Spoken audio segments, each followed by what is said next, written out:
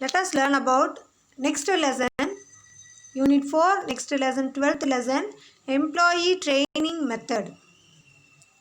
Already we have learned about what is recruitment, what is selection, what is placement in human resource management. The last lesson in Unit 4 is Employee Training Method. After the placement, if some employee need the training process. Somebody is having the knowledge, skill, ability to do a certain job, but somebody didn't have the skill, ability to do a particular job. So to provide necessary training to the employees, the profitability, the productivity of the organization have been increased. For such, the employee training method we have to study. So each and every organization needs the service of trained persons for performing the better activities in a systematic way. Each and every organization needs the service of trained personnel. Trained, அதாவது நல்ல திறமை வாய்ந்த, அதாவது எக்ஸ்பீரியன்ஸ்டான பர்சன்ஸை தான் எல்லா ஆர்கனைசேஷன்ஸும் அதாவது appointment பண்ணுவாங்க. After having selected the most suitable persons for various suitable jobs in the organization by way of application of scientific techniques, the next task of management should be arranged for their proper training. இப்போ வந்து அவங்க select பண்ணிடுறாங்க. Select பண்ண பிறகு அவங்களுக்கு அந்த skill இல்லை அப்படின்னா அவங்களுக்கு ப்ராப்பர் ட்ரைனிங்கை கொடுக்கணும். ஸோ எந்த மாதிரி ட்ரைனிங்கை கொடுக்கலாம், எந்த மாதிரி ட்ரைனிங்கை கொடுத்து அவங்களுடைய அந்த ஸ்கில்லை வந்து இம்ப்ரூவ் பண்ணலாம் அப்படின்றதுக்காக அந்த ஆர்கனைசேஷன் வந்து சில பிளானிங்கை அவங்க பண்ண வேண்டியது. Some employees already have some previous knowledge regarding the job, while others may be entirely new to the job. Already நான் சொன்னேன், சில பேருக்கு வந்து அந்த ஸ்கில் இருக்கும், சில பேருக்கு அந்த ஸ்கில் இருக்காது. அவங்களுக்கு வந்து இந்த வேலை புதுசாக இருக்கும். ஸோ அந்த மாதிரி பர்சன்ஸுக்கு ப்ராப்பர் ட்ரைனிங்கை கொடுத்தாதான் அந்த ஜாபை வந்து அவங்க வந்து ஈஸியாக பண்ண முடியும். அப்படி பண்ணுறதுக்கு அவங்களுக்கு எந்த மாதிரி ட்ரைனிங்கை வந்து அந்த ஆர்கனைசேஷன்ஸ் கொடுக்கறது அப்படின்றது தான் நம்ம lessons.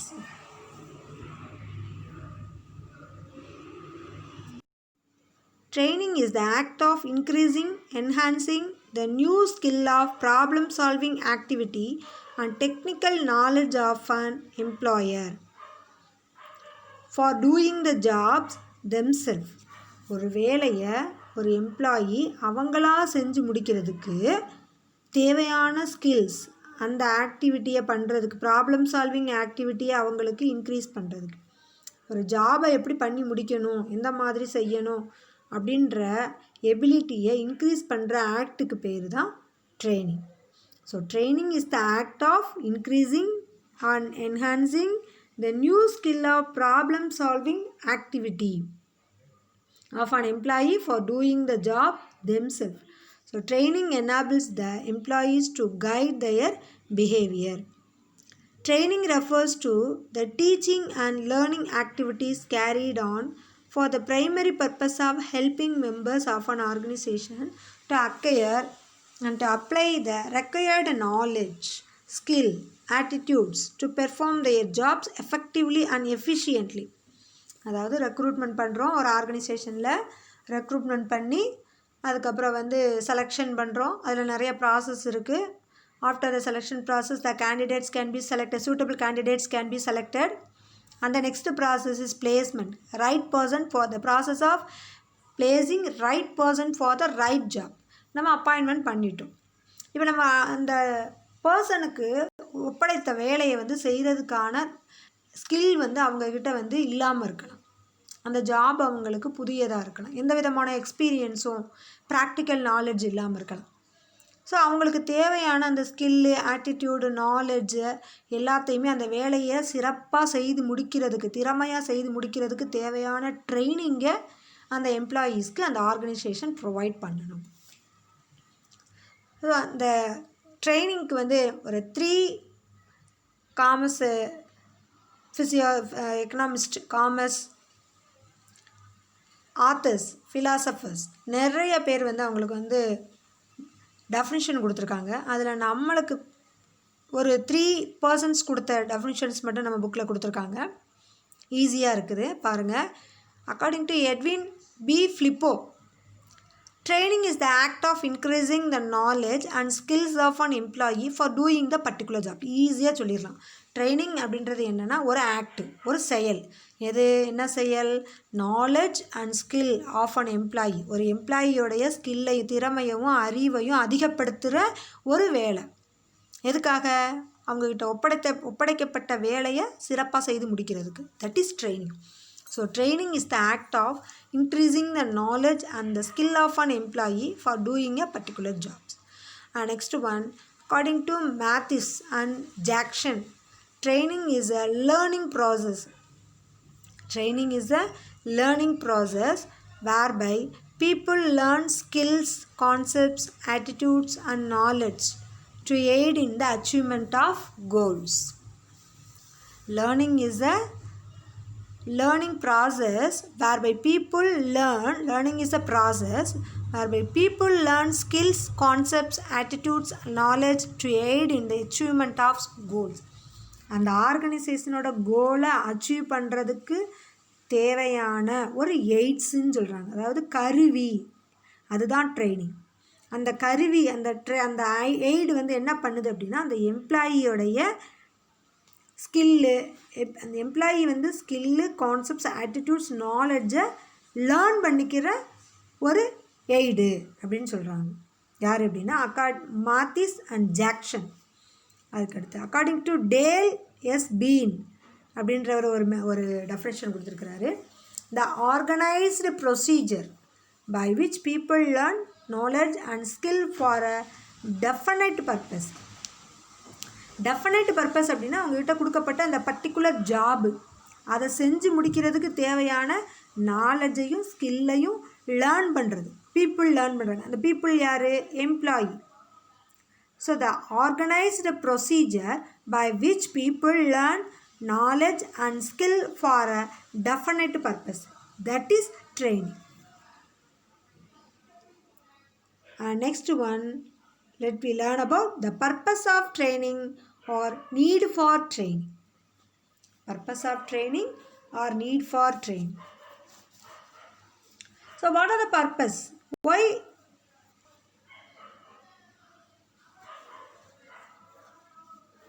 Why the students, why the employee need training? The purpose of training can be explained as follows. 10 purposes to learn, to give a training to the employee in an organization. What are they? Let us see one by one. Improved quality of work. Training helps to focus on specific area and develop employer skills. It enables employee to increase the quality of work carried out by them. அவங்ககிட்ட கொடுக்கப்பட்ட வேலையை அவங்க கரெக்டாக செஞ்சு முடிக்கிறதுக்கு இந்த training வந்து அந்த எம்ப்ளாயிக்கு ஹெல்ப் பண்ணுது. And enhance employee growth. Employees who undergo training becomes good at their job. Imparting new skills helps in performance enhancement of employees. அவங்களுக்கு கொடுக்கப்பட்ட வேலையில் அவங்க திறமையாக செயல்படுறதுக்கு இந்த ட்ரைனிங் வந்து அவங்களுக்கு ஹெல்ப் பண்ணுது. இது வந்து அவங்களுடைய ஜாபோட அக்யூரசி, எஃபிஷியன்சியை இன்க்ரீஸ் பண்ணுது. அதுவும் இல்லாமல் அந்த எம்ப்ளாயி வந்து அவங்களுடைய திறமையை வளர்த்துக்கிறதுக்கு ஒரு பிளாட்ஃபார்மாக இந்த ட்ரைனிங் வந்து அவங்களுக்கு இருக்குது. அண்ட் ப்ரிவென்ஷன் ஆஃப் அப்சலசன்ஸ் அப்படின்னா சில நஷ்டங்கள், சில வேஸ்டேஜஸ் அப்படின்னு சொல்லலாம். Training helps to learn more knowledge regarding the latest technologies and techniques. The employee gets updated with the latest technology and trend. அவங்க வந்து திறமையாக அப்பப்போ வரக்கூடிய அப்டேட் நாலேஜ் டெக்னாலஜிஸை வந்து அவங்க ட்ரைனிங் மூலமாக கற்றுக்கிறதுனால அந்த ஆர்கனைசேஷனில் ஏற்படக்கூடிய அந்த அப்சலன்ஸ், அந்த நஷ்டங்கள், வேஸ்டேஜஸ் வந்து தடுக்க முடியுது. அதுதான் prevention of obsolescence. Next one, enlightening new recruits. New recruits, enlightening new recruits அப்படின்னா புதுவிதமான ரெக்ரூட்மெண்ட், ஆட்சேர்ப்பு, அதை வந்து இது வந்து அதிகப்படுத்துது. New employee can learn the methods of working, techniques, reporting, related tools and equipment used in the job, the work culture of the company etcetera with the help of training.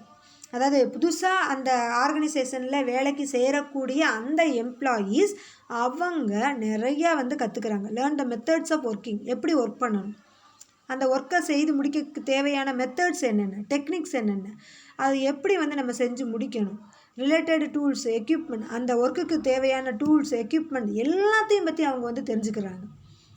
So new employees can learn the methods of working, techniques, reporting, related tools and equipments used in the job. அதுவும் இல்லாமல் அந்த culture of the company, work culture of the company learned by the new employees by training. Next one, improved safety measures. Employee gain awareness about the risk involved in job. Awareness, அவங்களுக்கு awareness கிடைக்குது. Safety measures to adapted through proper training program. This helps to improve safety in the workplace and avoid accidents. சில விபத்துகளை வந்து தடுக்க முடியும். அவங்களுக்கு safety precautionary measures என்னென்ன கொடுத்துருக்காங்க அப்படின்றத எப்படி நம்ம ப்ராப்பராக யூஸ் பண்ணணும் ஒயில் ஒர்க்கிங் ஹவர்ஸ் அப்படின்றத அவங்களுக்கு வந்து ட்ரைனிங் மூலமாக கொடுக்கறதுனால அங்கே நடக்கக்கூடிய ஆக்சிடெண்ட்ஸ் வந்து தடுக்கப்படுது.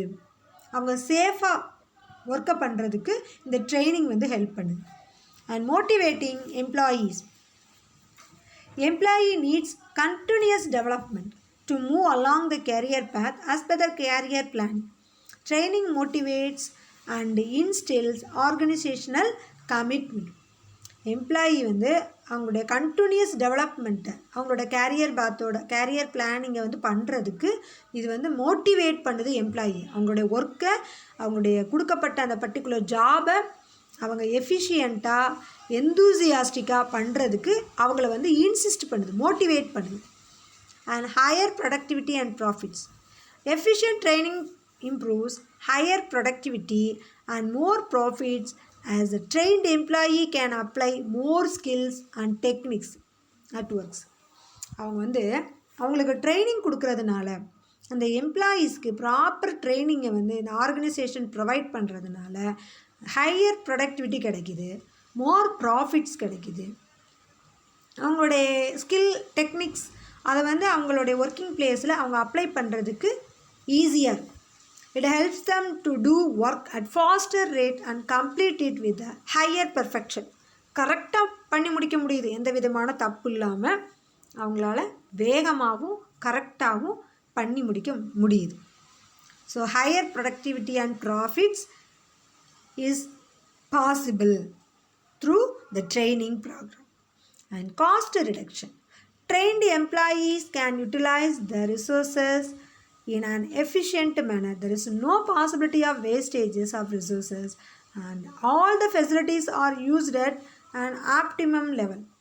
This will lead to cost reduction. அவங்களுடைய அந்த ஆர்கனைசேஷனுடைய ரிசோர்ஸஸை முழுமையாக பயன்படுத்த முடியுது. ஆப்டிமல் யூசேஜ், ஆப்டிமம் லெவலுக்கு அவங்க யூஸ் பண்ணுறதுனால வேஸ்டேஜஸ் தடுக்கப்படுது. அந்த ஆர்கனைசேஷனுடைய வளங்கள் வேஸ்ட் ஆகிறது தடுக்கப்படுது. இதனால் செலவுகள் வந்து கம்மியாகுது. So it will lead to cost reduction. And reduced supervision. Trained employees need minimum supervision as they are educated about various aspects of a job in detail at the training program. அவங்களுக்கு proper ட்ரைனிங்கை கொடுத்துட்டு அவங்கள வந்து supervise பண்ணுறதுக்கு கண்டிப்பாக ஒரு ஆள் தேவைன்றதே கிடையாது. அவங்களுடைய ஒர்க்கை அவங்க வந்து கற்றுக்கிட்டு கரெக்டாக பண்ணிடுவாங்க. So it reduced the supervision of the employees. And better adaptability.